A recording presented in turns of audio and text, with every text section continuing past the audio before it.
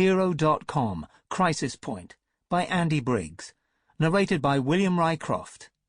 This work is copyrighted 2009 by Andy Briggs.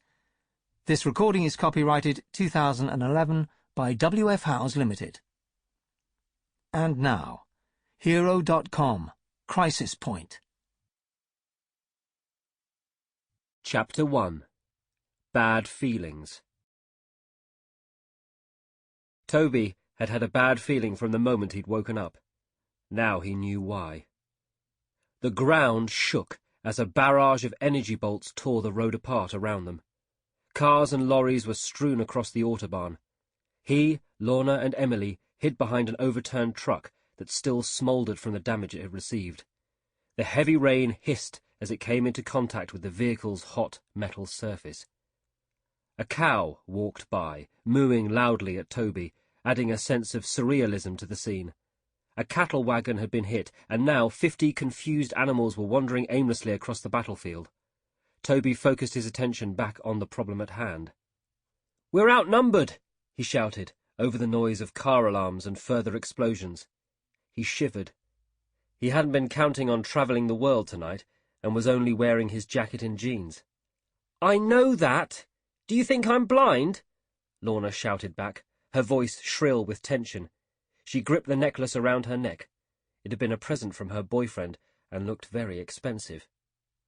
He had claimed it was a good luck charm.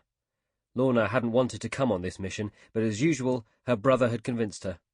She still believed that the Hero Foundation hadn't rewarded them properly for stopping the Arch-Fiends Basilisk, Worm, Viral, and Trojan. Emily peeked round the truck. Their ski-masked opponents had turned their attention to their target, an armoured security truck that lay nose first in a crater. She counted 6 villains. "They must think we're dead. They're trying to open the truck," she reported. Toby thought hard. For this mission, they had been limited to 3 superpowers apiece, 1 transportation, 1 defensive, and 1 attack. The limitation was part of the Hero Foundation's restructuring of Hero.com, the website from which they downloaded their superpowers. The Foundation was currently updating its technology. After the destruction of its headquarters, it still couldn't run Hero.com to its full capacity. A 50% reduction was in force across all downloaders until the system could be completely rebuilt. More like interfering than restructuring, thought Toby bitterly. They were woefully underpowered for this mission, and without Pete fighting by their side, they no longer felt like the super team they once were.